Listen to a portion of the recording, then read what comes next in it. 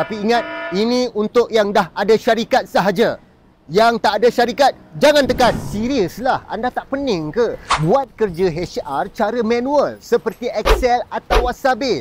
Gaji lambat masuk, slip lambat kira, cuti berterabur, claim tak tally. Serabut kan? Guna je MySyarikat. Sebuah sistem pengurusan HR yang lengkap untuk semua tugasan. Sistem ini bukan sahaja mengautomasikan pengurusan, tetapi melakukan semua kerja seperti payroll, cuti, attendance, claim dan macam-macam lagi.